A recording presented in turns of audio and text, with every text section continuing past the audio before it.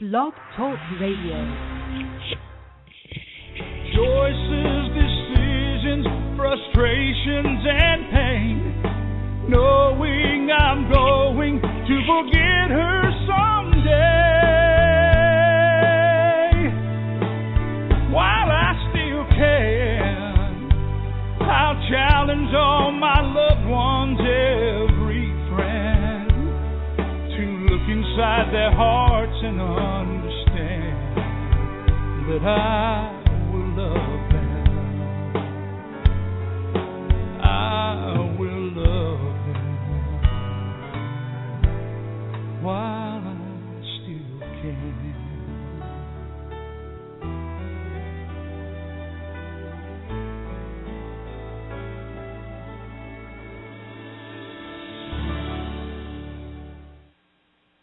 Well, hello, everyone, and welcome to Alzheimer's Speaks Radio. I'm your host, Lori LeBay, and I am also the founder of Alzheimer's Speaks, which is an advocacy group that has all different types of resources. If you haven't checked us out, I encourage you to go to alzheimersspeaks.com and do so.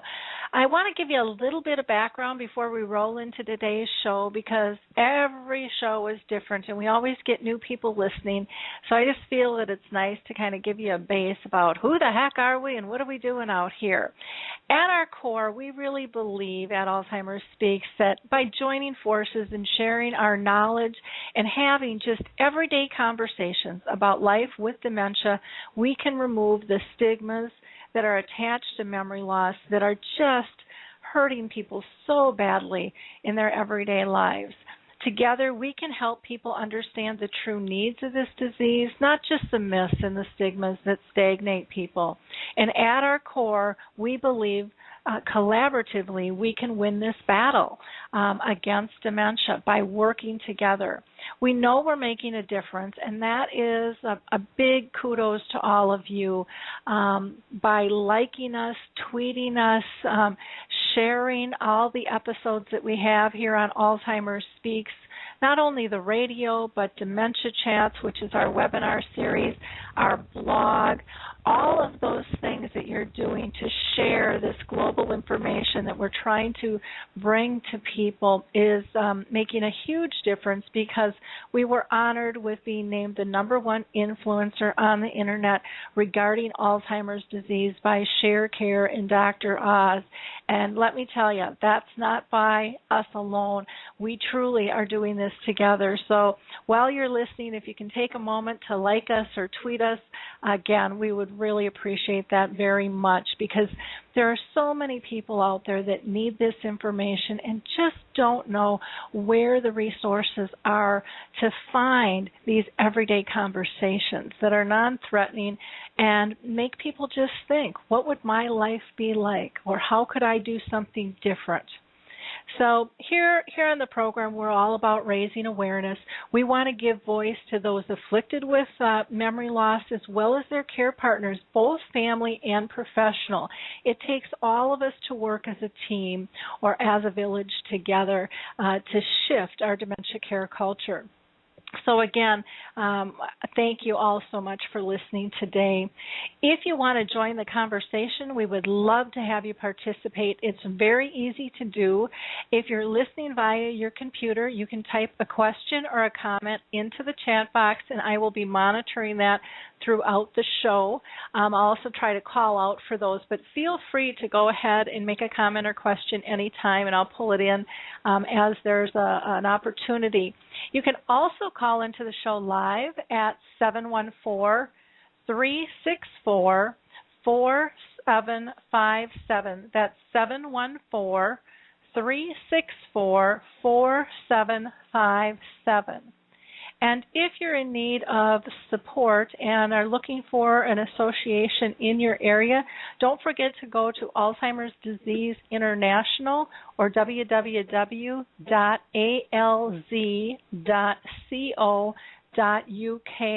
They house all of the Alzheimer's associations throughout the world, so you'll be able to find the one that is closest to you.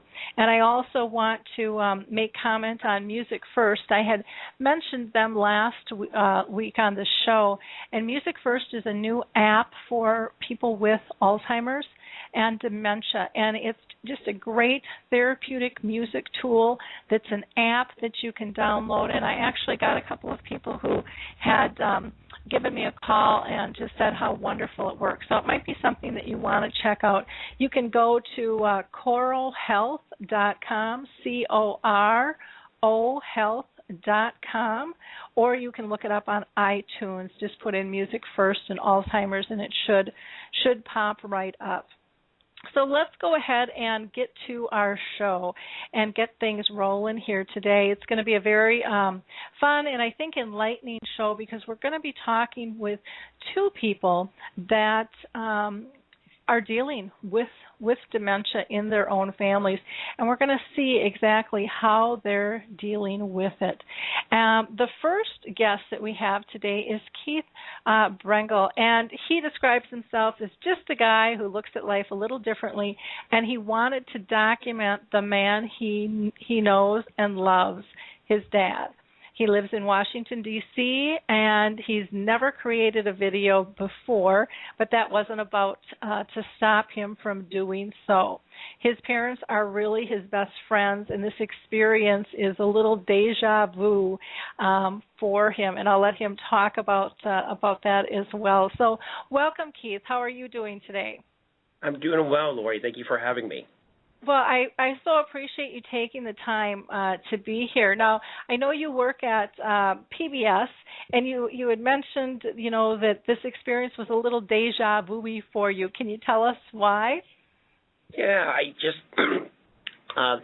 this video itself was a first time for me. I've never done anything like this, and about a year ago, when I heard a song from Kenny Chesney, who is a very notable country music man. His song was While He Still Knows Who I Am. I knew from the moment that I heard that song that I was going to take that song and and make it more dynamic and put images to it, and better yet, put it to video the way that it would describe my life. So from that moment forward, I was determined that I was going to capture really the true essence of my father, who, like me, is somewhat of a jokester. A very fun-loving man, and I thought while he still was doing well, that this was the opportune time to document that.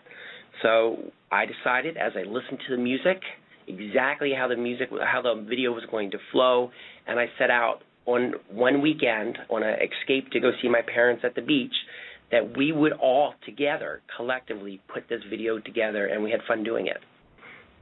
Well, that's neat. So it was basically a whole family gathering, or were there friends there as well, or? Well, it was my partner and I, and just my mom and dad, and my mom even got into it as well. She wanted to help film as well. So the essence of the video started from Saturday morning straight till Sunday afternoon, and I wanted to capture everything, raw, unscripted footage. And I think, and what I've seen from the feedback that I've received from folks, that the video will make you cry and it will make you laugh. And I think that was exactly what I had hoped to do, which is really kind of who my father is. Oh, that's so nice. Capturing video, it can be a little intimidating and spooky. I think it's gotten much easier now with all of us running around with our little iPhones and that can capture video. But for myself, it's been so healing to capture little moments with my mom. And I have not done a full-fledged video like you in terms of setting it to music. I've done some music therapy ones, or just moments in time with family, or just myself and my daughter, or sometimes just me and mom. And I just love them. They're just so treasured for me, and I just found it really, really healing for myself. Did you find that for you? Yeah, what's interesting, this was my first video, but since that video, I have done a couple follow-up videos, nothing around my father, more specifically around my travel experiences, because I'm an avid traveler. And what I have done is I've taken what would normally be a travel wrap-up of photos and now have presented them dynamically. So people don't just look at where you've gone and traveled, but they actually experience it. Likewise, I've learned that I didn't want people just to see my father. I wanted them to experience my father and to experience his true essence. And that's what I think video does and captures, which unfortunately I don't think photos always do. And that's kind of helped, especially me, as I go through this coping process.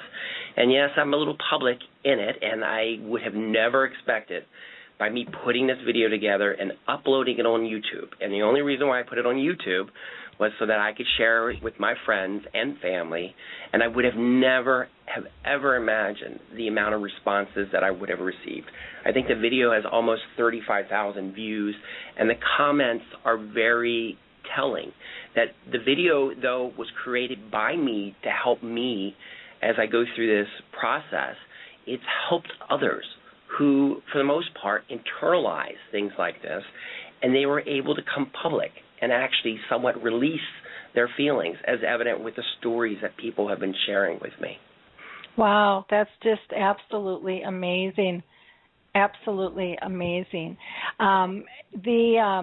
The video that you did put together really does share the essence of your dad and your relationship, and the touching episodes of real life little things like sitting and eating ice cream, or your drive just in the car, watching your face and some of the emotions. I think it's so powerful because we tend to, I think as a society, forget some of the small, subtle signs in terms of communication. We're so used to words taking over, and a lot of times it's not the words, it's the smiles, it's the gestures that just talk so loudly to us. And again, you can't necessarily capture that in a single photo, but I think you did a really nice job in putting the video together. Can you kind of walk us through kind of the filming and editing process, and how long did it take you to pull this all together? I know you were kind of on a mission in a weekend to capture. Absolutely. And what I would say is, from what I've heard from others, people have said to me, oh my gosh, I wish I did this for my mom or for my dad before they passed away or moved on. And I've said, and people have said to me, it's such a nice way to really do this. And I turn to them and say, it's not hard to do. Everybody's got a phone nowadays that more than likely can take some type of video. And it's not that hard to go through an editing process to put something together. Now, I started out on a Saturday morning, headed to the beach. I did not know until Sunday night what I had. There was a lot of footage that we did, and I didn't know what it looked like. I was not reviewing it as part of that process. So we went out Saturday morning, we arrived, and we just made most, as I always do, with the time that I spend with my parents, to go out and just enjoy. So throughout the weekend, I just filmed. And I would have to say, probably a little early, by Saturday evening, my father kept saying, Keith, stop filming. Keith, put down that video phone. Keith, stop. And the reason why I kind of call that out, it's just very evident the entire time he would keep saying, Keith, stop. And unfortunately, 55 days later,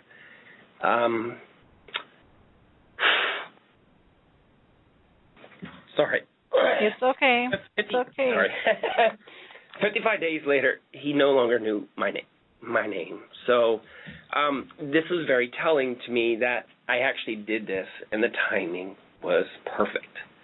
So we filmed, came back from the beach on Sunday evening, and with me, I didn't want to wait, so I wanted to see what I had, and I started going through the process of reviewing all the footage I had. As I'm listening to the song and seeing where certain video footage would work well, and there was a lot of stuff that didn't make it. because I wanted to stay positive, and I didn't want everything to show relative to every and any emotion, because it is a very trying time. So by probably around 11 o'clock Sunday evening, I had what I thought was the video. And what I didn't know was that I would be watching it over and over nonstop until roughly about 6 or 7 a.m. the next morning.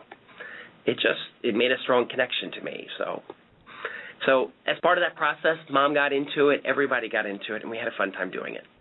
Oh, very neat. You know, you mentioned, and I know how emotional it is when somebody doesn't know your name anymore, and I don't know if this will help or not, but for me, and I've been on this journey with my mom for 30 years, and I don't look at it that she doesn't know my name, but that she can't say it anymore. And I've also come to the recollection that both of us are more than a name. And so even if that name can't be stated, as long as she feels safe and happy and connected to me, that's all that really matters. And so I really try to reframe that, because that can be just such a painful time. I have 2 brothers that still struggle with that so deeply, and it shuts down their relationship when you get to that point that they don't want to go see her because it's so painful to them. And so I try to help people try to reframe that in a different way, because even after my mom had not said my name for like 3 years, there's one time I went in to see her, and it was just kind of in a joking moment. We're kind of a jokey, upbeat family too, and she was laying in her bed, basking in the sun, sleeping, and her shirt was pulled up and tucked like underneath her boobs, and her pants were pulled down to her crotch. So my mom's this big, heavy woman, and so she's basking in the sun, and her belly is just hanging out. She's got this like big smile on, like a cat would have, just curled up in the sun. And I turned the corner and I saw her, and I just started giggling, and I said, "Mom, do I have to pull out that bikini for you or what?" And she got this big smile and giggled, and then she said, "Oh, Lori, I don't think I should be wearing a bikini." And then she went back to wherever she, sleep or whatever you want to call it. And I just sat down on the bed and I bawled, because for like 3 or 4 years, I didn't think she knew who I was. Yeah. I have to say, no, go ahead. So I think it's just really important for us not to make assumptions with that, and I'm not saying that you did. But again, I realize how painful it is, because it's just such a normal thing, and it's a nice thing to hear your name, and you don't realize how important it is to us until it's not there anymore. Yeah, I have to say, as a society, we're taught to really keep our emotions and our feelings to ourselves, especially when dealing with pain and grief. And I'm very outward and public. And with regard to that, I found that this has helped a lot of people. And I'm not out to sell anything. I'm not out to even promote my video. And I'm just honored that you would even have me join your program today, just to kind of share my own personal story. But it has helped people beyond me. And if I can help one person come to terms with what they're going through or have gone through, then you know what? I feel as a human being that's a good thing. Oh, it's absolutely massive. And what's so neat with YouTube and what you've done is, it'll be out there forever, and you will get hits just constantly on this thing over time, and it will continue to touch people, just one person at a time. It's a little ripple in the pond, but that it has a huge effect, and it helps those who watch it. I'm sure every time. Plus, it'll be there, as a keepsake for you. I know I go to my YouTube channel and watch different things of my mom. If I'm having a bad day, I just need to feel connected. and need to put things in place.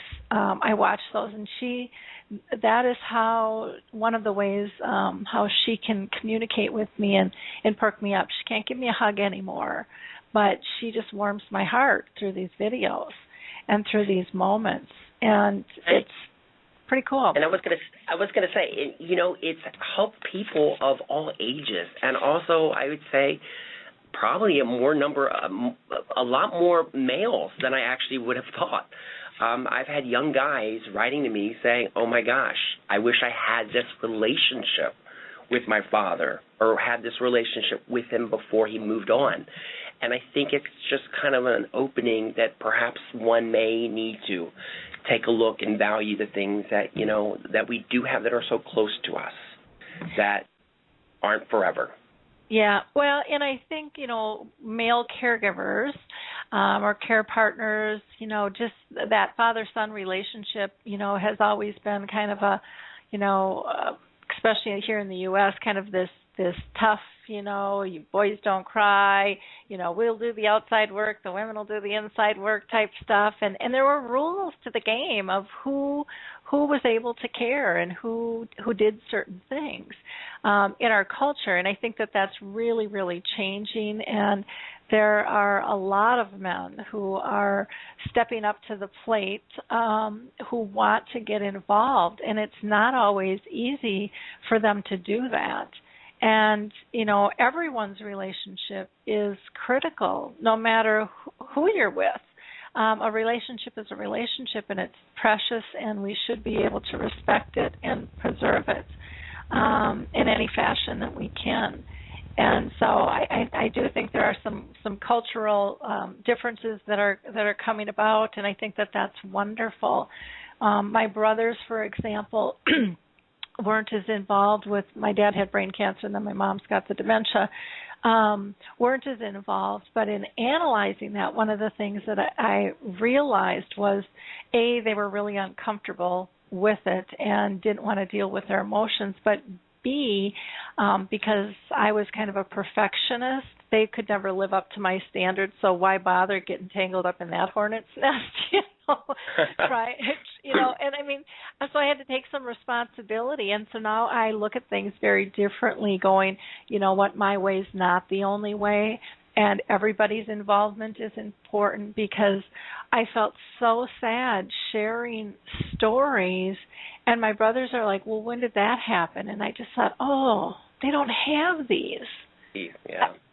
And I just felt horrible, and I won't take all the blame, but I'll take a good portion of it, because I did help push them away and give them an excuse to not step up, and I think they both kind of regret it at this point. And then it's just too late. It's just too late with my dad. My mom's still here, but it's different, and so I do think your video is extremely important in terms of helping people.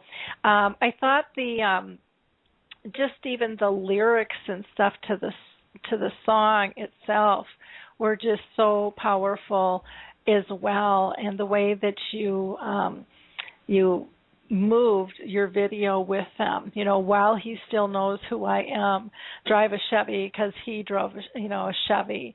And, a good portion of this is you in the car driving, and you can just see kind of that contemplating.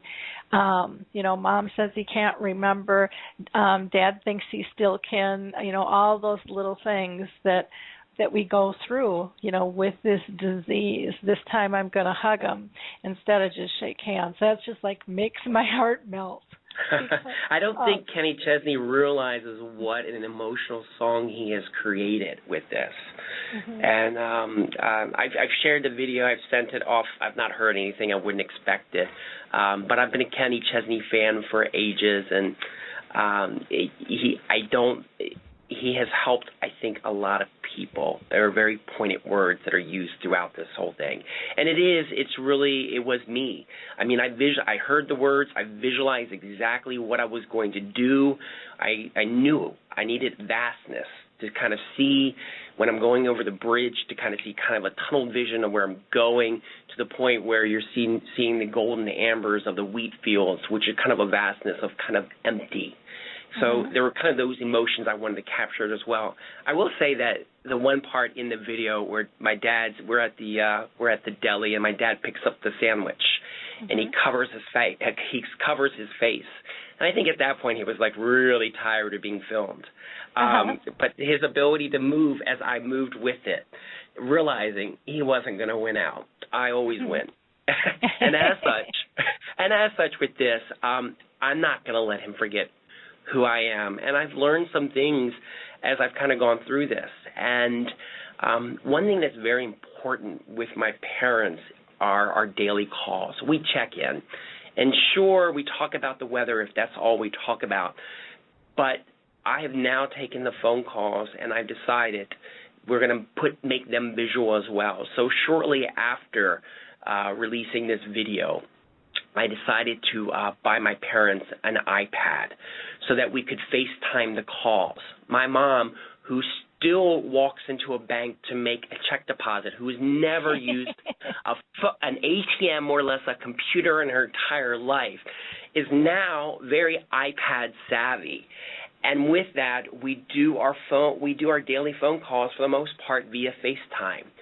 And I will say that visual stimulation has really helped, to the point where it was probably 2 months after we purchased it and they were actually using it, because we weren't sure if they could use it, and they did. And my father actually said on one of the calls, without me even prompting, he said, "So Keith, where are you going next?" And that was very moving, that he actually said my name without me asking or prompting him.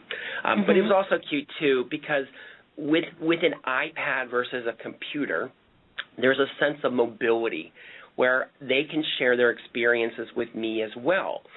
So it was during Christmas time, my mom took the iPad and started walking around the house to show me all the Christmas decorations they had put up.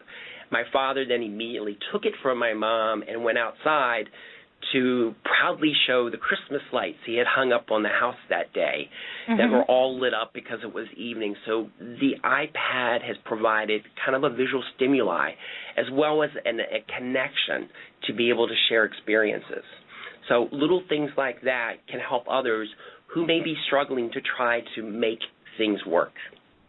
Yeah, I think that's a brilliant thought, and the visual does make a big difference. It's just an additional cue, for someone to be able to connect at, and very helpful. And I think, like you said, very empowering. Now your mom can share things easier as to what's going on, and that sense of connection for the person who's caring for someone for dementia is also critical, as well as the connection for the person who actually has it. I think it's just very, very important. Now, how far away are you from your folks? So I'm about 2.5 hours, so I do see them a lot more often. And because my mom is the primary caregiver, so I'm there to help provide the support to help her out, because it's very, very challenging, as you know. So I actually was with them about 1.5 months ago, and this was another little interesting thing, just kind of an anecdote on the human mind and the complexities of it. My mom needed to go for surgery that she had been putting off for 2 years. So she had been living in pain because she was fearful of going into the hospital and what would happen if things didn't go right. And we're never going to have that conversation again, so I went and helped out with my mom so she could go through surgery to help tend to her as well as tend to my father. It was very interesting because my father is always the one who's being taken care of. And throughout this process where he could see that I was helping her and taking care of her, he acted as support as well, where for a period of time she couldn't really walk, so I was her mobile walker, and Dad would come up behind the rear to make sure in case she fell backwards. So his little subtleties of interest and care kind of was a role reversal, which he still refers to my mom as Inez, that's her name, to the point where he and I were out getting lunch, and he said, should we call Inez to see if she's okay? The caregiving now was a role reversal where my father, for some strange way, with his human mind, realized he needed to care for her. So I thought that was kind of an interesting little story. It really is, and it just shows that ability to connect is still there, even when we think that it might not be. There's an understanding, and there's the purpose doesn't go away. You know, we all are always looking for how to stay connected and be purpose-filled, and that allowed him that opportunity to step up and do what he can to let her know how much he cares and appreciates, you know, all she's doing for him. So that's really very cool, very, very touching on multiple levels, for sure.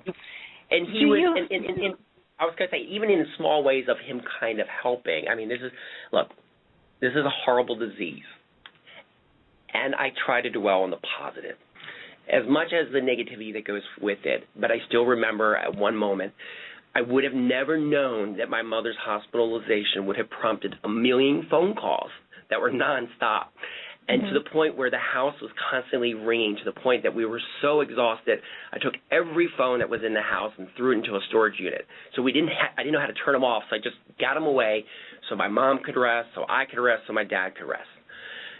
Only to find out that my mom woke up and asked my dad, where's the phone? And he went out, and my mom asked my dad to go get her cell phone.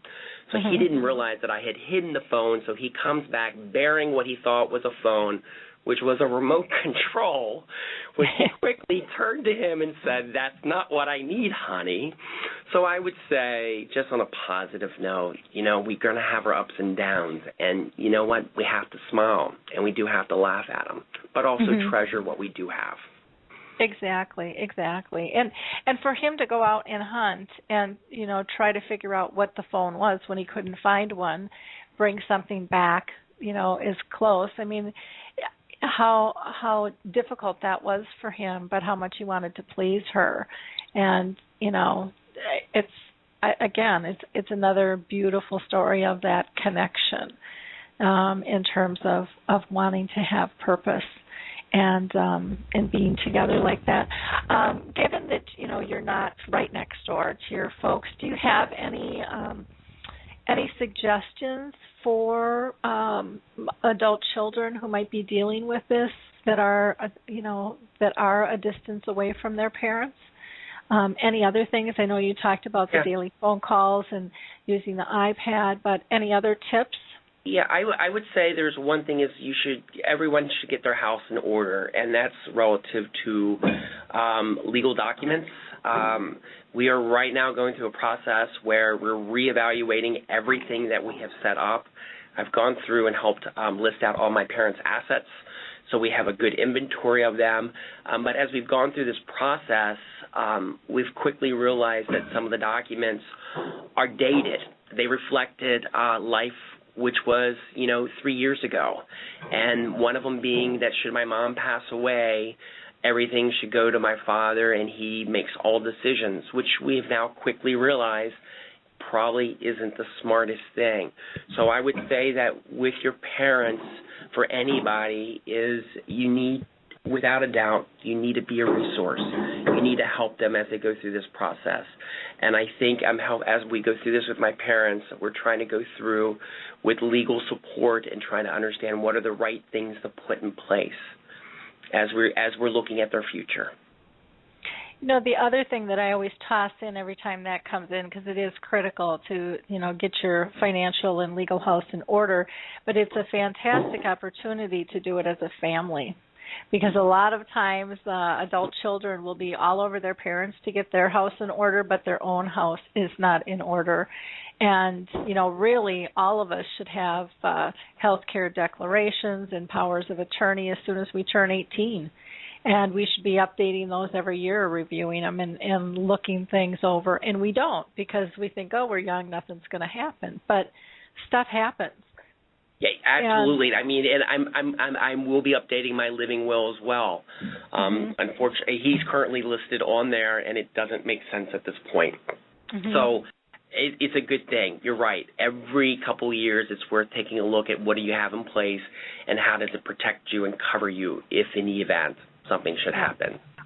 Yeah, and it isn't something that we like to look at. You know, we don't like to think about those things, but it really is about smart living, you know, when we do that. I mean, it really is about living life in the best fashion and reanalyzing, because things do change.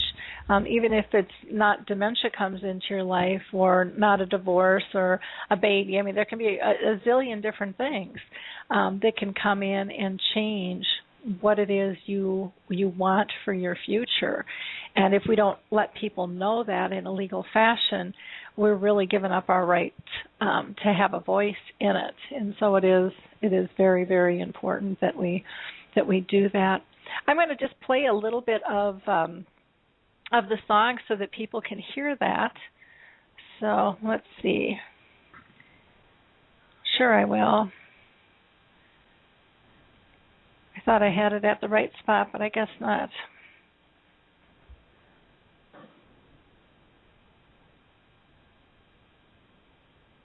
Well, and for whatever reason, it does not want to be playing. Well, maybe I won't.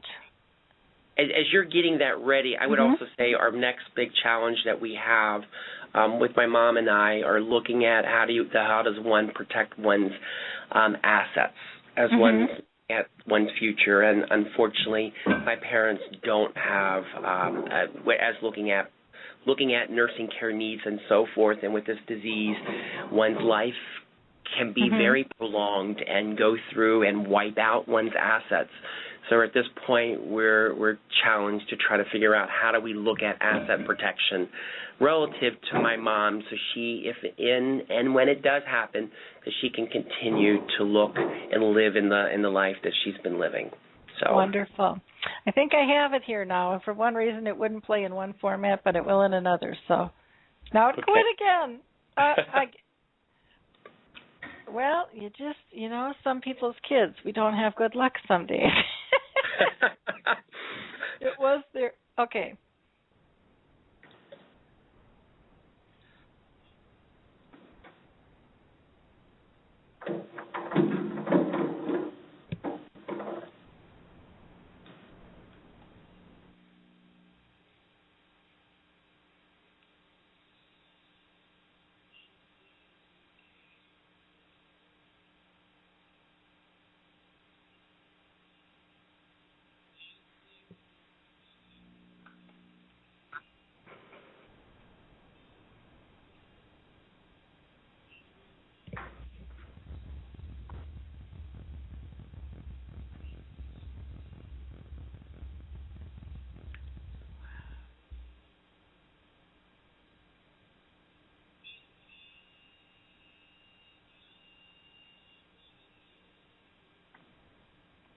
Hey, Lori. I I recognize you're having a little technical difficulty trying to get it. I would encourage any of the listeners, if they want to listen to the song, it is by Kenny Chesney, and the song is titled "While He Still Knows Who I Am." He's not created a video for it yet. However, if you go out to YouTube and you put in Kenny Chesney, "While He Still Knows Who I Am," you'll see my video along with a couple other versions of it where they're putting the lyrics up so you can actually see the words to the music. And there are a couple other little personal tributes that individuals have done for their own grandmother, grandfather, or own parents. Great. Thank you. And, funny thing is, I thought it was playing. I was hearing it at my end, but you guys weren't hearing it there. It's okay. And I will have links. I have links to it on the radio show itself so people can see it, and also on the blog. I'm also going to add a link to the lyrics for it. And then I want to add a link for KennyChesney.com. So if people want to go there, make a comment to him on how powerful the song is, or go to iTunes and get it as well. Feel free to do that, because it is a wonderful, wonderful song. Very, very powerful piece. The lyrics, like you said, and you said, are so powerful. I don't know if he knows just how connected it makes us all feel who are in the trenches with this. Now, do you know if he actually wrote the lyrics himself to this one? I believe he did, and this is actually an older song that he had been holding for a while, and he just wanted the right time to release it. And, and this is, and it's kind of ironic. It's part of his album. It's called The Fishbowl, which the irony is I've now put a video out, and I myself have now put my life out there in the fishbowl to be seen by all. So I think he was looking for the right time to do it. He writes most of his own music. Okay. Have you sent him anything to let him know what you did with the? I sent a letter along with a copy of the video. I go to Nashville often, and I'm major country music, and I have a good friend of mine who works with William Morris Endeavors, who reps a lot of the guys. So we did route it to him and to his fan club. I've not heard anything. I'm not expecting anything. The thinking is I just wanted to make him aware of how powerful it actually is. Yep. And that it definitely is. Do you have any plans on making any other video regarding your dad and your family? That's actually a very good question. I thought it would be nice to do a follow-up video now where he is at this point in his life. The only challenge that I'm having as I contemplated is he is a different person. He's not the same man that he used to be. And when we look at people and want to remember people, I really want to look at the positive of what I had with my dad. And I'm not sure if who he is today is the memory that I want to capture and keep for years ahead. So I would say I have to find the right time, and I just don't know that I'm there yet.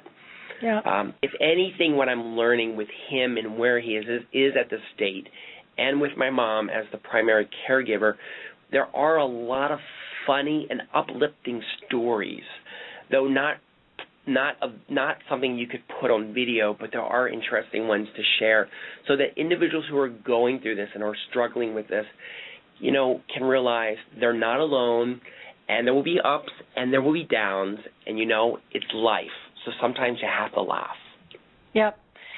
One thing that I would just encourage you is to take the video and have it for yourself, because even if it's not something you think you want today, you may decide tomorrow you wish you would have.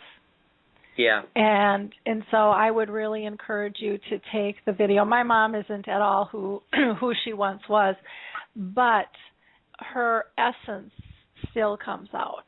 And it might just be a word, it might be a giggle, it might be a roll of the eyes that it just lasts a second. But if I have it, it's just a beautiful thing to have. It's a great point, Lori, and I would say that anybody who's out there listening and sees this video and says, oh my gosh, I wish I could do that, you can. And I would say do it now and don't wait, because again, 55 days later, after this video was filmed and edited and pushed live, my father's life changed dramatically, and we would have never thought that 55 days could make a big difference. And it really did. And I look back and I say to myself, I'm glad I didn't wait, because it would be a totally different video. And I will take your note to heart and think of how I can document more and what's the right way to present it. Because it is, and he's very much part of my life, and will always be. Yeah, and with my mom, I just did, in fact, I had a friend ask if she could do some training with my mom for validation. And so I met up with her, and she just sang a couple of songs to my mom. And I took those videos, and I've just uploaded them. I haven't formally pushed them out, but they're there. And what I have found through all these videos, both for the general public and for family and friends who watch them, is they see things they never would have seen in the moment because they're looking differently at that film. Yeah. They really are little mini training films to find the joy that is so often overlooked. And when you have a short clip and you are able to pull out that reaction or capture just that moment, people realize it's there versus being so busy where they just don't see it. And I think it's those moments that truly give people so much hope, and they're just so grateful for those pieces. I do want to encourage, if anybody has a question or a comment, to please go ahead and use the chat box or go ahead and call in at 714-364-4757. Again, that's 714-364-4757, and you just have to push one. But very, very powerful stuff. And I was going to say, and with this video, people are connecting with it in different ways, and you're right. There are a lot of emotions in there, and it's all what people can take from it.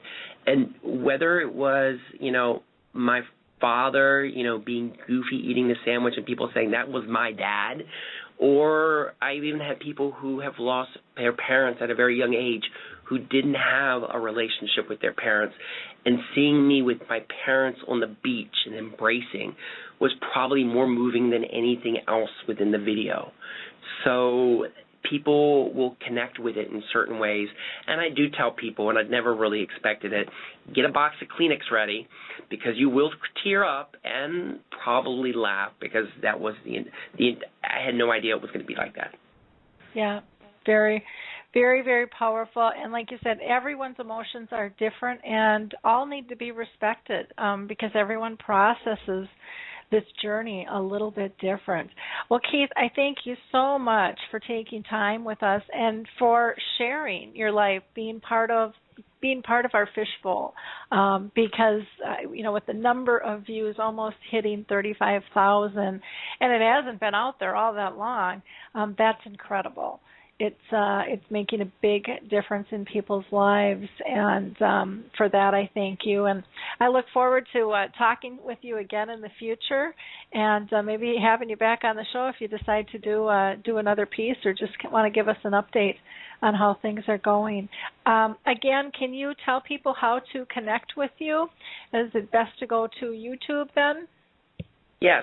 If you want to connect with the video, the best way to do is go to YouTube. And if you type at the top Kabrengle, again, that's Kabrengle, you'll see the video that are attached to me. The Kenny Chesney one should pop up in the first place, and you'll see my travel-related ones too. Hopefully you can take a look and be inspired to do this, and you can see it's not hard to do. All you need to do is have the right song that has that sentimental quality and connection that you have with that loved one, and then put it to video. Okay. Did you use a particular program at all that you would recommend for people? Yeah, I have a Mac, so I just used iMovie, which was so easy to do. Again, the editing process didn't take long. Again, I had visualized what I wanted to do. I just didn't know what I had until I went through all the video clips. But it's very easy to match that against the music. Wonderful. Wonderful. Well, again, thank you so much for your time and in bringing this and sharing this with us all here. It's very important work, and we really do appreciate all that you have contributed, because it's a massive contribution in terms of helping people process and actually even being able to feel their emotions, because sometimes people need to be prodded to feel. They like to stuff and be strong. But I'm a firm believer that we need to feel our emotions to get through to the other side, and I think you've helped people tremendously in terms of doing that. So thank you again so much for your time. Thank you, Lori, for letting me share my story. I appreciate it. Great. You have a wonderful week, okay? Bye-bye. Bye-bye. Well, that was just very, very fun to have Keith with us, and I'm so sorry that I couldn't get the song to work. There I thought I was listening to it, and I was, but you guys weren't. Before I pull our second guest in, I want to just give a couple of highlights that I think might be of interest to you. Some past articles that I've got on the blog. Kevin Wu has written 3 different articles. One is on extra virgin olive oil. Another one is on 8 hours of sleep. And his third one was on donating your brain and how important that is. All 3 of those are quite interesting and will just make you think, what's really going on here, and is this possible? We've gotten a lot of comments on them, both here and through other venues. And then Barry, our friend from Indonesia, who is living with dementia, wrote a beautiful piece where he was feeling extremely vulnerable, and it's called Just Once More. There's also an article regarding Max Wallach. If you're not familiar with Max, he's just a fascinating young man, 16 years old, at Boston University. He has created Puzzles to Remember, which is a nonprofit where he shares puzzles all over, mails them out for free. But he is on a mission in college at 16 years old to find a cure for dementia. And so there's a really neat article that the Boston University did on him that I think is great. And then Keith Oliver, we've got on the blog a video that he did that's very insightful, and that is all about early onset and what it's like to live with dementia, and he gives some wonderful, wonderful pointers. I think it's very educational for both family and professionals. We've also posted on there the last show. If you haven't seen that one, You Say Goodbye and We Say Hello with Tom and Karen Brenner. And that was a really, really fun show talking about the Montessori method. And then we had Ellen Gerst on, who talked about grief and dementia. Last article I'm going to mention is Carol Orsborn with Choral Health had written one on therapeutic music, that it's just really the portal to the spirit. And again, Choral Health has that new app out called Music First, which is absolutely a fascinating way to change our body's reaction, and it's all research-based. To be happy or asleep or help us eat, all kinds of different things there. As an update, I wanted to let you know too, I still need your prayers coming this way. This week, the St. Paul is going to be announcing the semifinalists for the $1 Million Idea, and I had proposed one for St. Paul to become the first dementia-friendly city in the U.S. If that concept would win, what happens is that $1 million goes to a nonprofit that I would work with to implement that. So that would be fairly exciting in and of itself. So any thoughts and prayers on that, we would love to have come our way on that. So our next guest here is Lisa Hirsch, and Lisa is a brand new author, and she's a very popular blogger and has a worldwide audience. She's had a long and successful career in the fashion industry and has numerous articles published in the U.S., the U.K., and Canada. She lives in Manhattan with her husband, and she has one son, and her blog is called Mommy Hero, and her book is called My Mom, My Hero. So welcome, Lisa. How are you doing today? I'm doing great, Lori. The only thing is if I sound a little nasal, besides having a New York accent, the allergy count is really high here, so just bear with me. Okay? Otherwise, I'm doing great. Thank you for inviting me on the show. Well, I'm glad to have you here today. Can you give us a little background in terms of, what's your connection to dementia before we kind of get started here? My mom's younger brother passed away about 7-8 years ago of Alzheimer's.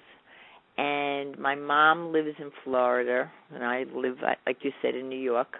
And his wife kept calling me and telling me about my mom. And I thought that there might have been some kind of, I don't want to say jealousy, but since she saw my mother's younger brother pass away, she kept telling me something was wrong with my mother. Mm-hmm. So that was my first connection, was my uncle, my mom's brother, who she only had one, and then my mom. So that's how it all started. Okay. And when did you start seeing signs with your mom? Was it a while ago, or is it fairly recent for you? Yes. No, it was my mother, and a lot of this I've written about, but my mother is tiny, and she's always cold, and she came up she would come up twice a year, and she came up one Thanksgiving, and she brought all the summer clothes. And in New York, it's pretty cold. And I didn't understand. I also didn't want to think something was wrong, even though my aunt had been warning me. And I just said, Mom, why'd you pack the summer clothes? And she just whatever she said, I kept myself in denial. Mm-hmm. That was the first thing when I look back on it. And that was probably around, 8, 9, 10 years ago. Okay. So, and the trips up after that, I remember her telling me once in my house that she felt a little disoriented, but I still never held on to, my mom has Alzheimer's, even though her brother had it. Mm-hmm. Denial. Yep, that is the first step in the process, typically for family and friends, as well as many times those that are diagnosed. I mean, it's just one of those pieces of the puzzle there. Now, how far away do you live from your mom? I'm in New York City, and she's in Florida. Okay. So, yep. So it's a plane ride. Yep. Definitely a hike. Now, can she still travel at all, or do you go to her? No. I go to her. She can't travel. The last trip she took several years ago, my brother brought her up, and it was very difficult to be in a home that she was familiar with. It became strange to her. Yeah. Mm-hmm. Yeah, and I go there.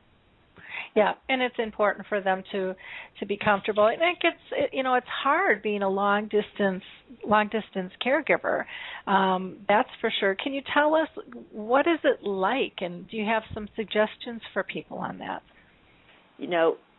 That's how I started my blog for me, because out of being a long distance caregiver and speaking to my mom, it was so hardening for me to not be able to just run over, which is still what goes on now, but I'm talking in the beginning. So I would be so taken with emotions about my mom said this or what's going on, and it was not possible for me to move there, and she still had enough. She didn't even have help at the time, any caregivers taking care of her. She wasn't leaving her home. That was her home, and she was very adamant about it. So I am involved in a support group at my Alzheimer's Association, my local chapter. And, everyone who's in my group has a parent that either lives with them or is now in a nursing home, but all in the same vicinity. And so, when I do see my mom, which is several times a year, probably four or 5 times a year, it is very upsetting to me because when I speak to her on the phone every single day, it's not the same thing when I see her in person. So being a long-distance caregiver, in many ways, is much easier than seeing your parent, once a week or every day, no matter how you choose to see them. But then the effects of, my mom tells me, come over today. Ma, I live in New York, you live in Florida, I'm coming in a few weeks. Or if something happens with my mom and I want to run there, then it's the other side of, why aren't I near her? Why can't I be near her? What should I do? So it's a double-edged sword, being a long-distance caregiver. Yeah, well, and I would imagine, too, when you do see her, you're going to see significant changes from one time to the next versus when you just see somebody every day. Sometimes we don't notice those things quite as much. And some people may argue with me on that, but in terms of the adjustment for the person viewing it, I think it's a little, it can be a more slap in the face, when you haven't seen somebody for a period of time. I mean, those changes are pretty significant versus when you are right there and seeing it on a daily basis. It's almost an osmosis, it just kind of gradually takes over. I remember the first time when I took my son with me that I went to see her, where her trip stopped to New York, and I went into, she was as clean as could be, and there was like filth all over her, microwave, the mirrors you couldn't see in the bathroom. When I went into the bathroom with her, told her to comb her hair, she picked up a toothbrush. It was like, that was like a shock. But yes, every time I see her, I don't ask now how she looks. I talk to her every day, so I know at the moment I'm on the phone with her how she's doing. And that's depending, the day is a long day, that she could be going through different phases of the disease. But as my brother picks me up at the airport, I ask him, tell me, how does Mommy look? It's funny. It's interesting, as we were just talking about it. I don't want to know now. I hear, Yeah. Yeah, and it's and like I said, everybody has to deal with it, a little bit differently in terms of comfort level, and how one person is going to describe it to another can be very different as well. And so some people might focus on the negatives, others might focus on the positives, others might be in denial who are trying to describe how things are going too. You don't know until you see it, because we all are coming from a different perspective there. Can you talk about how you feel your relationship can be changed through illness such as dementia? I would take Alzheimer's from my mom. In 1 second, it would be poof and gone.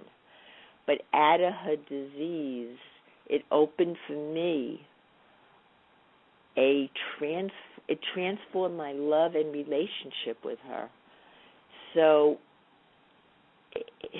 it's amazing. My mom and I, personalities, I think, were very similar, but in ways where we clashed. And I love my mother, but it would be like I would call her because I better check in. And out of her getting ill, I have this unconditional love for her that is so deep in my heart. It amazes me. So, like I started to say in the beginning of this part of our conversation, is I would remove Alzheimer's, it would be gone in 2 seconds, but out of the disease, it opened for me doors in a relationship that I didn't know existed in the fullest way. I totally get that, because I have, you go through this process of things, and maybe you know what, maybe I'm going to do this now. I was going to do this later, but I think we can have a conversation on this. I just wrote it's a very short article, and it's called "The Dementia Confessional," and so I'm just going to go ahead and read that. And I'd love to hear your thoughts on it. I've found it interesting to notice how I've dealt with my mother's dementia over the past 30 years, the phases I've gone through. I thought maybe, just maybe, it might help you on your own journey with dementia.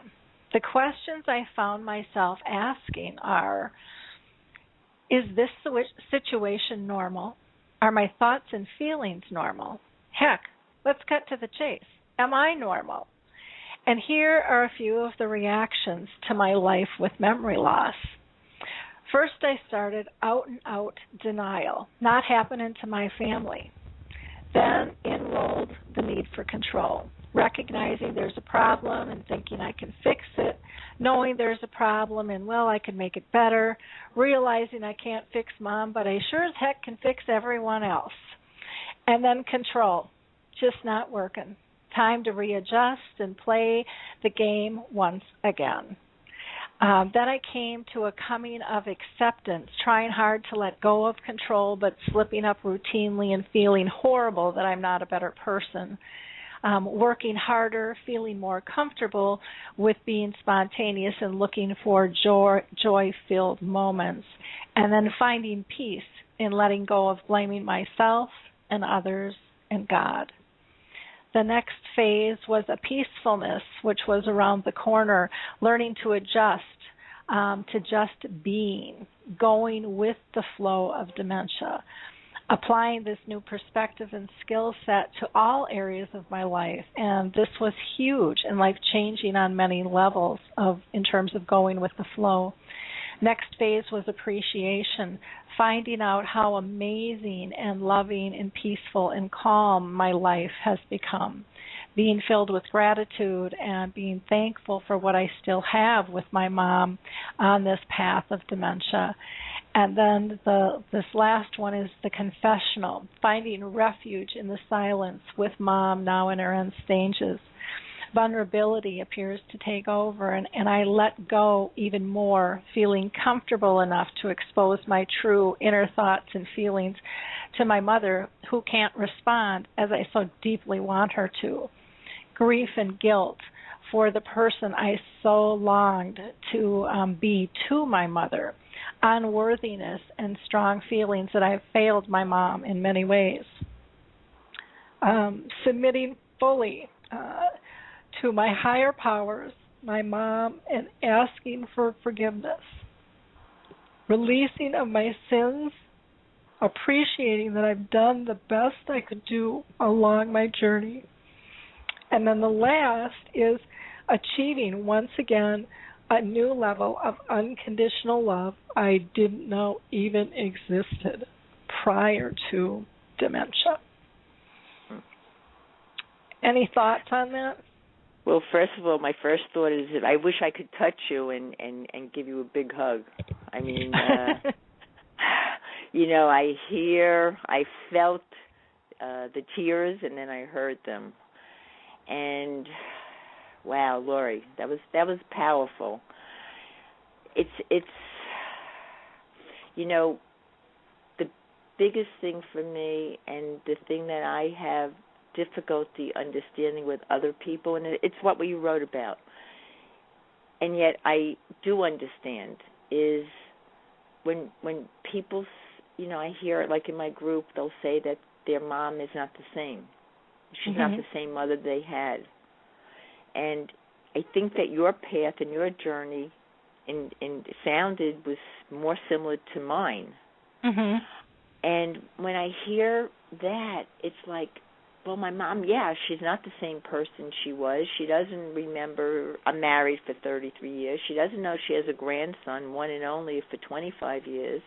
Someday she remembers her father's name, and sometimes she doesn't. And she doesn't remember my father that often. And yet I stay in the place of being grateful and thankful for what I still have with her.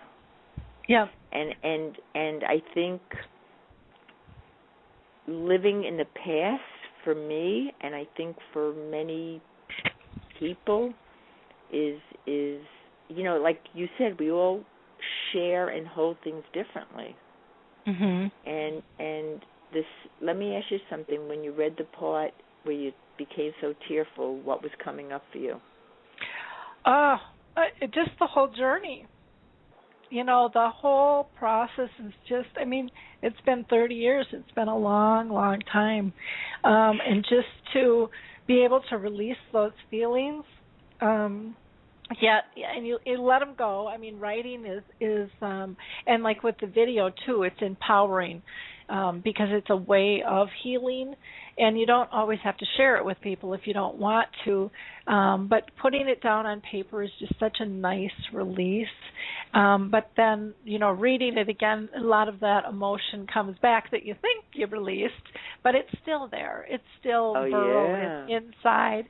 And, over time it will, and I don't ever want to, I guess, get rid of the feeling. One of the things that I've been told through my talks and speaking and even through the radio and writing and stuff is being able to share the vulnerability allows others to be vulnerable to those feelings. And again, I'm a firm believer in not stuffing feelings, though I've done it.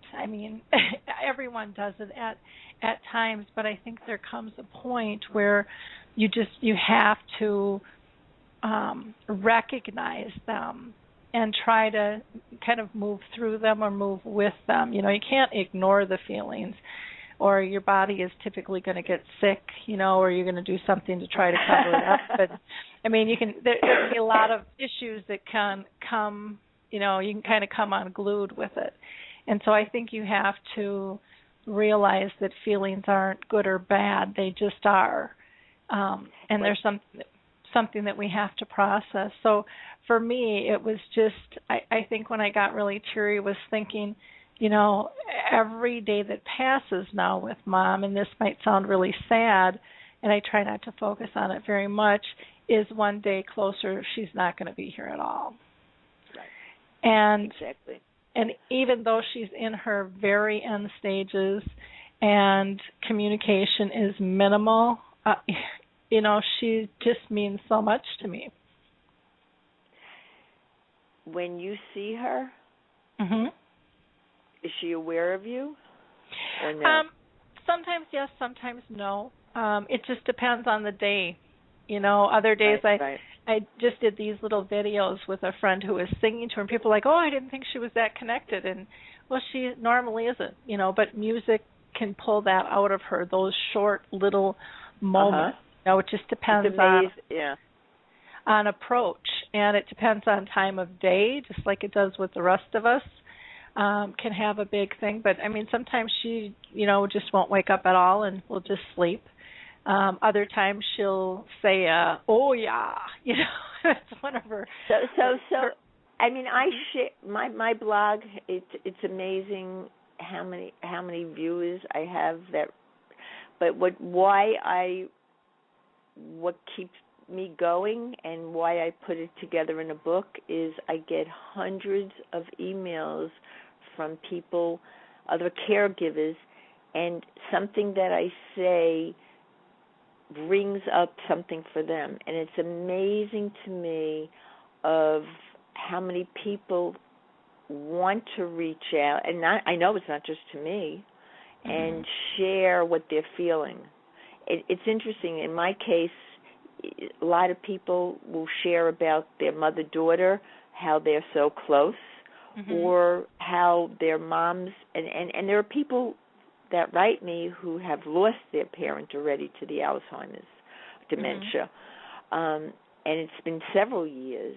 So it's different reflections, which is what you were just doing, of what goes on. It's amazing to me where there's so many different places that we can speak, but we all speak the same language.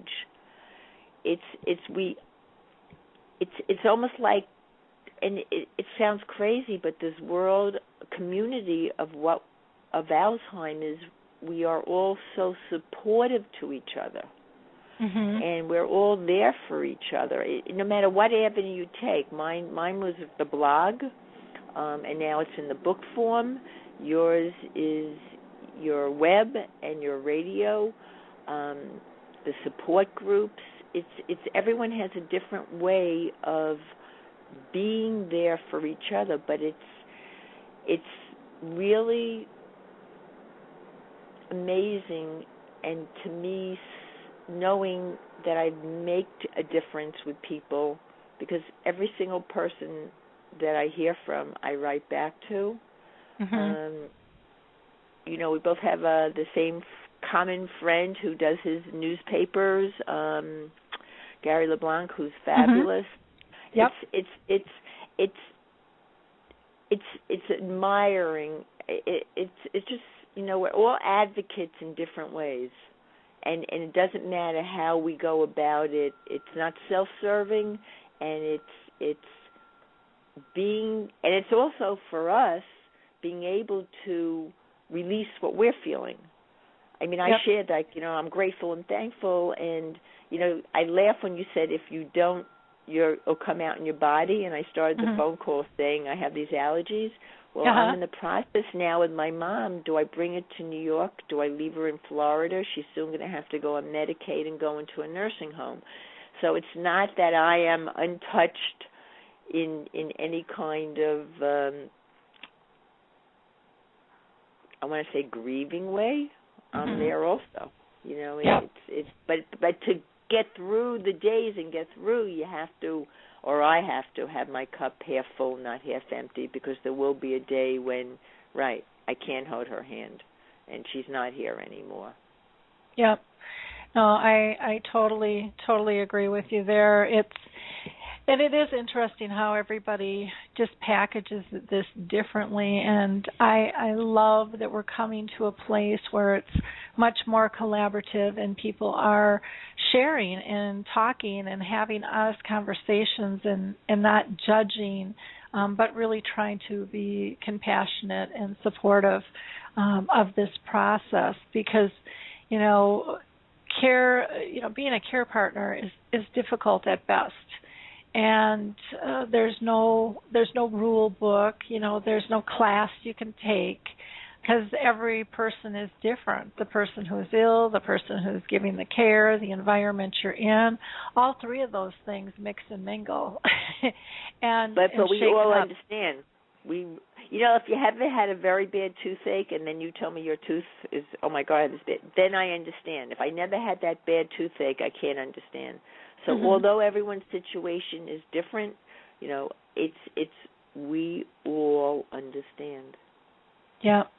Well, and I'm a firm believer, too, that it takes us to have more of a toolkit in terms of how to process things and how to give care. I know there's a lot of companies that want to say they have the best practice, and I don't believe in a best practice. I think there's multiple best practices that have to be chosen, for the situation and for the people who it's being delivered to and being delivered from.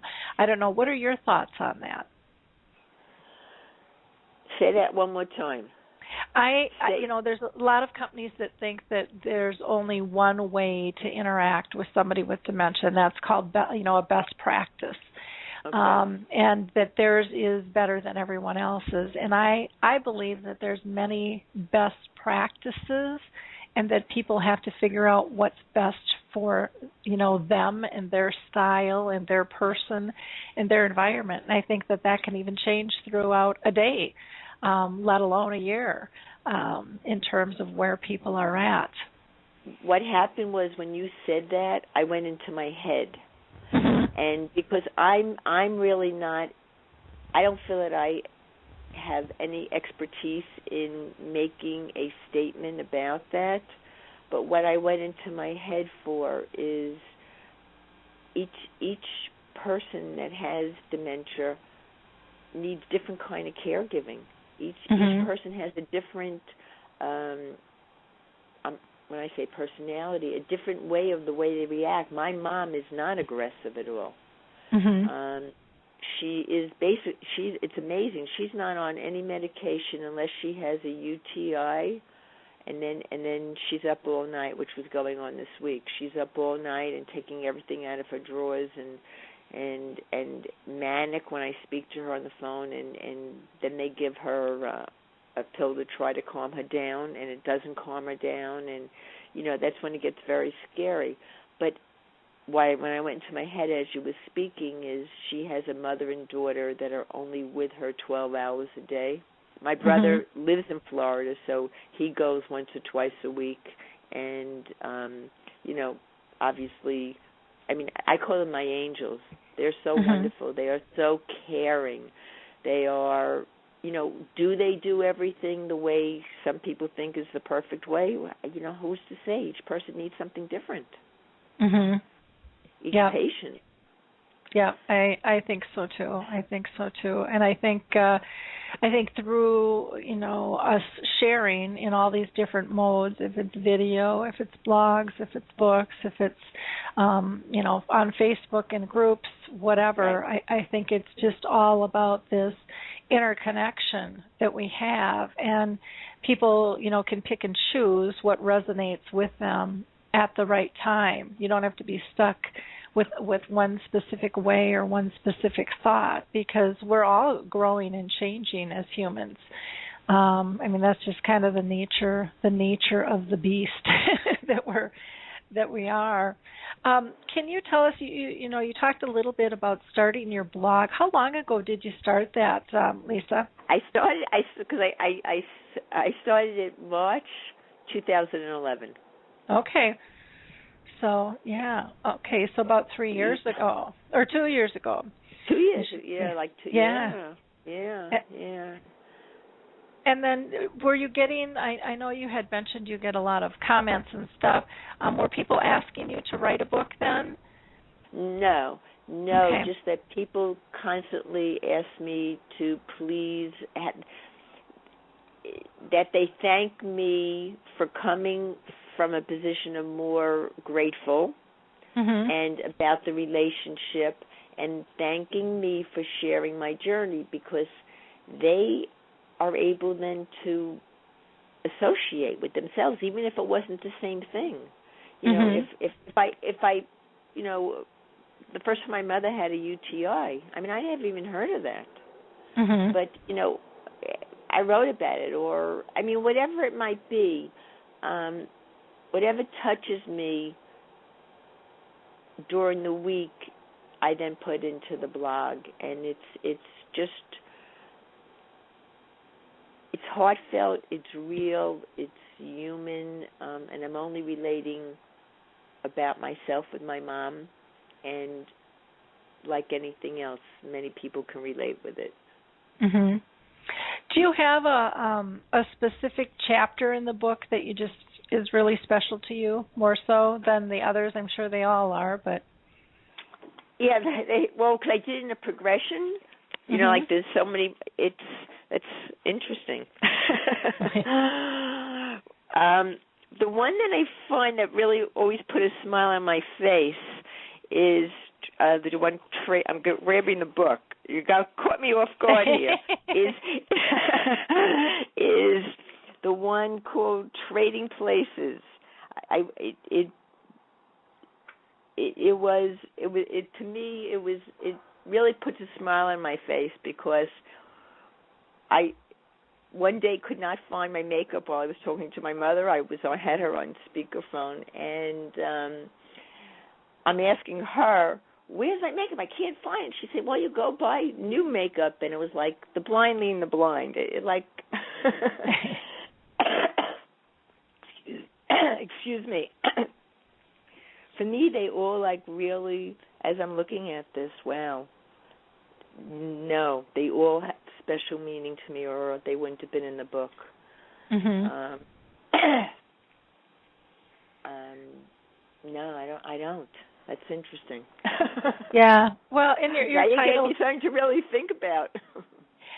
Well, and your titles are interesting too. I think they kind of draw people in, like feelings. Oh, so many feelings. Or is this a dream? Is my cup half empty or half full? A day filled with sunshine. Little things can mean a lot. Then you have the one, Lisa? what becomes of the brokenhearted, right? Yep. Yeah, it's just very real. Yes. Yeah. And so I think that, and you've got a lot of comments, that people had posted relating to this, which again I think just shows the tie-in that people feel. What can I ask? What your family thought about the book? How did you? You've got a brother, if I remember correctly. I have a brother. Yeah, I have a brother. I will say this to you that the only reason I put this together in a book is because of the comments. Mm-hmm. If it wasn't for the comments, there would be no book. It would just be my blog, which I continue on my blog. It's knowing that I made a difference with people, that I know that I could reach that many more people to read and make a difference. My family, my brother hasn't read the book yet, because he always read my blog. Uh-huh. He reads them. I did send him one, though. My son, who doesn't live with me, he's 25, who also I always would send the blogs that I really love, my posts to him, read the book through, and he thought it was fabulous. I mean, you're asking people that I'm related to. My husband, who wrote the introduction for me in the book, because to me, my husband knew myself and my relationship with my mother better than anyone. He used to break us up when we used to fight. Excuse me. They thought it was wonderful, but I've gotten a lot of reviews on Amazon, and if anyone reads them, it's some people see the book, it had nothing really to do with dementia or Alzheimer's. They see it as relationships, or not only mother and daughter, but relationships. I think that's one of the gifts too with this disease, is it makes us. I mean, so many lessons I've learned. I mean, I can apply to so many areas of my life. That really don't have anything to do with dementia at all, but I think have really made me a better person. Yes. Wow. It's what you said was like wow. I mean, a real big wow, because my husband is a psychotherapist. He's a social worker, and it's not that I wasn't this way, but he feels that I've really become so much more compassionate to people. And I look at him thinking, well, I thought I always had this, but he sees a different side or part of me. Oh, my daughter says the same about me, and she would always tell me, even when she was little, she's like, Mom, you think everybody has to live their life like you? And I'm like, what are you talking about? From a 3-year-old, and I would always try to help people live what I thought was a better life, which I guess was my model at the time. And now I realize there's many, many ways, to live life, and I just look at it so different, and I really didn't think that I was a judgmental, and I really didn't think that I was controlling. I thought I was organized, but how other people view you, and how I can honestly, I've just let go of so much, and I don't get pulled into drama because it's just not important to me, and I don't pick sides, and I don't, it's just a very calming way to live. So, Lori, when you started saying that I was going to be on your show, guest on your show, you brought up what I used to do, which was in the fashion industry. Your mom has dementia, Alzheimer's for 30 years, which is I can't even imagine how long that is. What did you do before what you're doing now? I in your profession. Professionally, I worked in healthcare for about 9-10 years in the group home industry with the developmentally disabled. And then I got burnt out in that arena, and then I went into real estate, and I sold residential real estate for 25 years, which was kind of ironic because growing up, nobody moved out of my neighborhood, so I didn't know about moving. That was really kind of foreign to me, but I just knew that's where I belonged. And as soon as I entered that field, I recognized the senior market, which 25 years ago nobody even knew we had. And so then I developed a program called Classic Lifestyles, which helped the senior, the families, and the professionals all speak the same language to do what's best for the senior. And so during that whole period, my mom dementia was getting worse and progressing. My dad had brain cancer. He lived for like 4.5 years. He died in 2001. But I was really in the crux of caregiving, and so it was real estate was a good fit for me. But the ironic piece was when you have to really walk your talk, and I thought I was until I had to deal with my own parents. And so for me, it was always really easy to be compassionate and help people make these decisions to move. But when it came to my own mom, I could do that. I could take care of her. She was going to move in with us, and it was just not something I thought would ever happen. I never saw her moving into a nursing home ever. And when my dad got ill towards the very end, he had to move into a nursing home, and Mom was going to live with us. That was the game plan. And one morning she woke up and just said, clear as a bell. This is a woman who at the time couldn't pick out her clothes to wear and would be, fairly confused throughout her day, yet very pleasant and very social. She woke up really clear one morning and just said, I want to move into the nursing home. And so, and the only thing out of my mouth was, but that's not the plan. And there goes that controlling piece that you're 3-year-old. Exactly. Organized. I was still thinking at the time, and then right. and then I asked her, why, Mom? And she just melted my heart with her answer. She said, we've been together 49.5 years, and I'm not leaving him now. And so Mom moved into the nursing home, not in with Dad, because he was in a fairly low-functioning unit, which was just scary to her. And then I basically took off work and was over there the majority of the time because she couldn't maneuver up to the second floor. So the rule was she had to have one meal and one activity every day on her unit to get acclimated, and the rest of the time I would bring her up with Dad. And by the time my dad passed a couple months later, she, socially, she just slid right in, was very comfortable there, had made friends and stuff. Yeah, go ahead. I'm sorry. So I was going to say, the whole real estate piece of working with the seniors, the family, and the professionals, I really feel like that's the same thing I'm doing now with the dementia. It's getting everybody to speak the same language and see the true needs and see that there's more than, there's not one answer. Like everyone would say, well, should I move? Should I rent? Should I buy? Well, there isn't one answer, and there isn't one answer with dementia either. There's multiple answers, and you have to analyze it and look at it and then still be flexible. Well, that's what I was at my support group this last week. Should I move my mom's going to have to go on Medicaid in a few months, and it was feeling the guilt. I can't put her in a nursing home. If I win the lottery, she can stay in a house the rest of her life. Do I bring her to New York if I can get her in? It's easier to get her in Florida.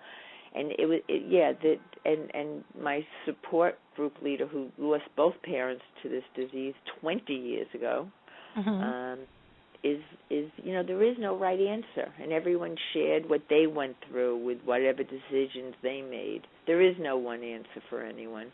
No, So, there's not. And when there was one other thing I didn't mention, which if anyone else is listening is a long-distance caregiver, one of the things that shocks me is my mom has been a great, and I talk about it in my blog and in the book, but great speller. And it's something that she's now probably averaging 90% of spelling correctly, but she was amazing, and it was like always fascinating to me that how do you spell? She can't write it down. She has macular degeneration. She doesn't even know. And then she immediately can spell words to me, and I'm not just saying simple words, not 4 letters. So I played when I know she's having a better day on the phone. I played games with her, which I know is also stimulating her brain. And the other thing is, we, like you've discussed, and everyone knows how important music is. So we'll sing songs, even though I know, I have the caregivers playing her music. It gives me an activity with her, because the conversations are very, very little at this point to be able to carry on a conversation. So it gives me, like, I have fun with her also with the spelling and the singing, and it's a lot of the words, if she can't remember, I can't remember either, but then she'll make up like a poem out of it. So it's but as a long distance caregiver, it's the interaction that way, which I think is really soothing for both of us. I think, when you sing, there's a joyfulness. When we laugh, it's a different place in your heart. So I just thought I'd add that in. No, I think that's great, and I loved what Keith said earlier. In using the iPad in terms of phone calls where they can have the visual, how that has really helped their connection as a family. And not everybody can afford to do that. If people have a little iPhone, you can even use the FaceTime with that and wouldn't have to get an actual iPad. But lots of different ways to increase that connection. But for me, unfortunately, my mother, I used to have them show her pictures. She has macular degeneration. She's legally blind. She can't even see pictures anymore. So if I was to set up Skype or anything else, she wouldn't even be able to see it. So, now, Rose that is great, what he suggested, what he does. Rose is asking a question. Are you concerned that you might get dementia because your mom has it? Am I concerned? I'm not concerned, but I do notice when I can't remember someone's name, especially when they're a famous actor or actress, it's like, uh-oh, and I make a joke to myself or to, if it's someone who's close with me, I must be in phase 2 or 3. No, I'm not concerned, and I also, for me, will not get tested to see if I have that gene. If there's nothing I can do to prevent, if I heard I had the gene, which doesn't mean that you're definitely going to get it, and there's no prevention or cure, boy, I think I don't know how grateful and happy I'd be. Well, it's kind of like the cancer gene. We all have it, but, is it going to take or not? I feel the same way. I don't worry about it. I don't lose sleep about it. I don't go down the rabbit hole. I am much more conscious when I can't pull something forward in my pea brain, though.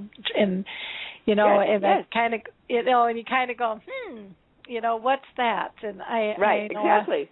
I say, well, I was never good at that before, and I just like if somebody asks me about a song or a musician or whatever, I have never ever remembered those things. If I hear it, I'll tell you if I like it or not. I can tell you if it's going to be a hit usually or not, but I can't tell you the name of the song, and I can't tell you who's right. Right. And it's the same thing. Like after I saw movies or read books many years ago, I really don't remember them, recall everything. And so like now I don't either. But I remember, that I'm talking about going back 30 years ago, that I couldn't remember that. And then I can wake up and remember something I was supposed to do. So that, I just, whoever asked the question, I'm sorry, what was her name? Rose, you did good, Lori. Thank you for the question. And it's like, it's that's like walking out in the street and am I going to worry about getting hit by a car? I mean, I know the damaging effect of this disease is more heartbreaking, but enjoy each day while you can and don't worry about it. Yep. Yeah. And look at the humor. When you were doing that, when you were talking, it was kind of funny. It was like all of a sudden my old phone number when I lived at home with my parents, how many, 4 years ago. I'm like, I still know that, Right. so I must be okay. And so it was like unconsciously, maybe I think about it more than what I want to admit that I do.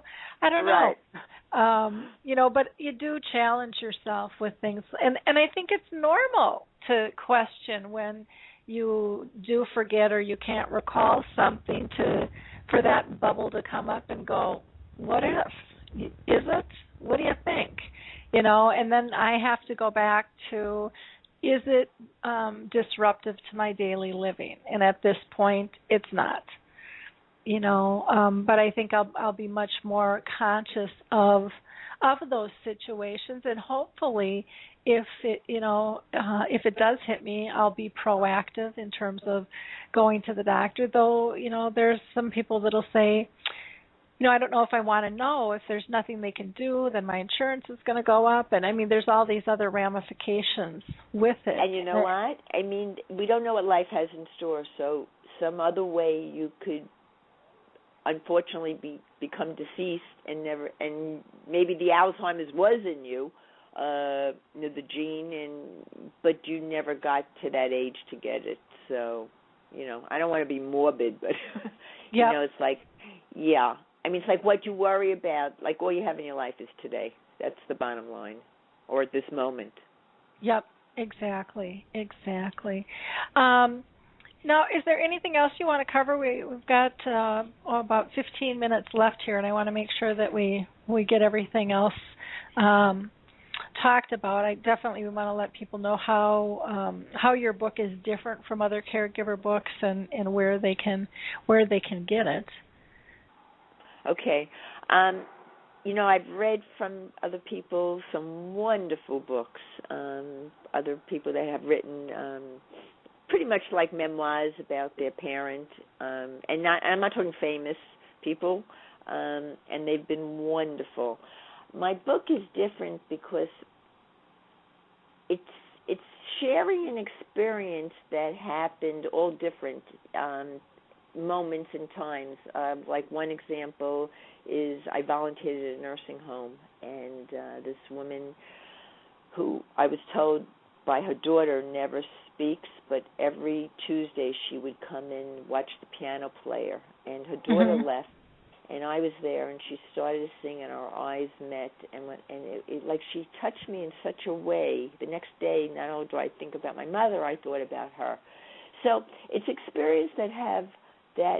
experiences not based on a story of what's going on in our entire life for the last 10 years or since she got ill. The other thing that my book's very different about is I have no advice about how to be a caregiver, whether it's long distance or whether sometimes I'm with my mother for 2 weeks. I think that's, so it's not about caregiving where people give different suggestions or different ways to do things. It's not about that at all. There was a book many years ago which called Tuesdays with Maury, which was, when I saw the author, who's a very famous author, Mitch Albom, on a TV show for his new book, he talked about when he was coming out with the book that people said, no one's going to buy this book. Who wants to read about a man dying? But whoever has read this book, this man, Maury Schwartz, had these words of wisdom, and he was his a grace of dying, and so it touched people. My son, 25, read it like a year ago. It touched people in a very different way. So I'm not saying that my book, because it's in a different genre and it's in the world of dementia or Alzheimer's, but it's to me something that you could pick up. You don't have to read it through. And people have told me this. You can just pick it up and open a new chapter any place, any time, and put it down, and it'll bring you to a certain place. And as you mentioned, Lori, was like the comments are there to that none of us are alone in this. And that's just massive for people to feel connected. I just think that is just such a important piece of all of this journey that we're on, together as a community, is removing that isolation and giving people some solace, because man, it's scary when you think you're all alone. And that's one of the beautiful things that I think the internet has given the world, is this sense of connection. And it's amazing. It's absolutely amazing. How do people get a hold of you, Lisa? What's the best way for them to reach out to you? You can send me an email through my blog. I can give you the email address, or you can go on mommyhero.blogspot.com, or it's Lisa. There goes my mind. Lisa Hirsch, LISAHIRSCH 712 @gmail.com. But it's probably, if you go into my blog, then it'll just pop up to send me the email. Probably would be easier. So that was mommyhero.blogspot.com. Okay, great. And my book is available on Amazon and Kindle worldwide. I actually had someone on Facebook tell me that they really wanted to share it with their mother. They live in Germany, but their mother doesn't read English. Okay. So even though it's on worldwide, which is wonderful, it's not translated. Yep. Yeah. That would be nice if they had a translate button on all of the books, like you can put on your website and stuff, so that people could. Yeah. If anyone has any interest, well, actually, people have translated my blog. I was able to put that. I've had from Poland, Russia, Germany send me things, and then what they quoted was from the blog because I was able to put a button on there to translate. If anyone has any kind of interest, if they go on Amazon.com and they just look at the reviews, and they can open some of the pages and see if they have any interest in it before they even try to purchase it. It's priced pretty well anyway. Wonderful.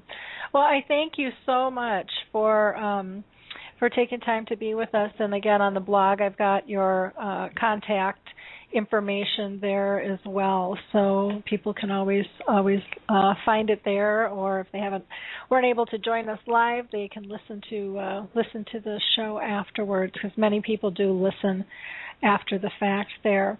It looks like, let's see, Rose has one last note, which she'll pass on to you. No one ever leaves when we keep them within our beings. Very true.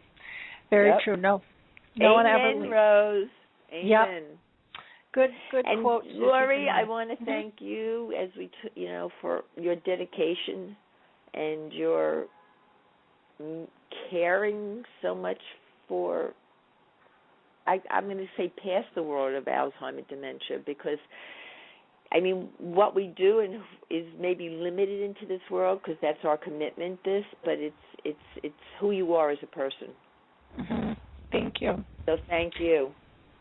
Yeah, it's really quite a privilege and an honor to meet all the people that I meet through this work, and to hear that no matter where we live, we're all so connected on so many different levels. I was listening to Bill Clinton talk to his one of the colleges. I can't remember which one it was, and he was making the There comment. you go again. You can't remember. I know he was making the comment that people are 99.5% alike on the geno level, and it's only 0.5% that's different. And most people will focus on the differences that break them apart instead of the commonalities that bring us together. And I guess, my goal is to really help people focus on those commonalities and so that they can be more resourceful in terms of sharing and comfortable with that. And I get the same sense. And that's for me too. It's to me like anyone that reads my blog and wants to write me. It's I get a lot of it on Facebook also. Because I'll post my blog on Facebook, so they'll write me through Facebook and it's giving back. It's giving back, and how many things I've read from them that have touched me and brought tears to my eyes. And knowing that you can make a difference in one person's life is really all that matters to me now. Yeah. Well, and it's so important that you get back, because there's a lot of sites that don't respond, and I think that's one of the things I hear, and I'm sure you do too, is people will reach out and nobody's there.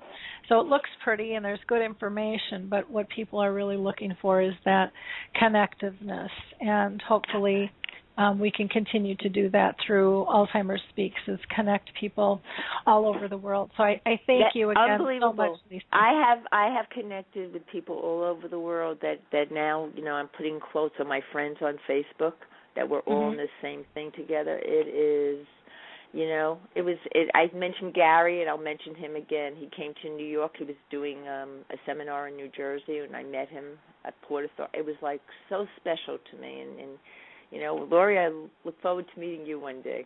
Yep. Oh, and we definitely will, I'm sure. Thanks again, Lisa, and have a wonderful week. Okay, bye now. Bye-bye.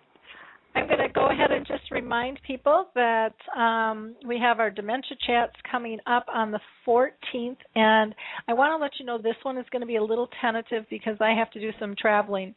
So we're either going to do that earlier in the morning or maybe on the 13th. I'm just working with our experts on that one to firm up a time, and I hope to do that by the end of this week here so we can get that all laid out. Our next show is scheduled for May 13th, and we are going to have Linda McLean with us, who is just absolutely fabulous, and she's going to be talking about planning for gratitude. We're also going to have Dr. Dale Nightingale with us about new approaches to dementia. On the 20th, we're going to have the Better Business Bureau on talking about how to avoid scams, because this can be a real issue. And Nancy Levinson, who has written a book about living and loving a spouse with dementia. Then on May 28th, we're going to have Music First with Choral Health with us. And we are also going to have Janet Calthorpe with us, and she's going to be talking as well on activities and engagement. So May is very full, and June 4th, we're going to have Jackie Poole with us from the UK, who is doing amazing work with, and we're going to talk about what makes a dementia champion. So really looking forward to our further shows. Again, if you liked the show, if you can go ahead and help us spread it around on Facebook and tweet us or email it or send it to your groups on LinkedIn or any other social media. If you want to reblog it, please feel free to do that. The whole goal is to try to share information, and needless to say, I can't do that alone. If you are looking again for an Alzheimer's Association anywhere in the world, you can Google Alzheimer's Disease International or go to www.alz.co.uk,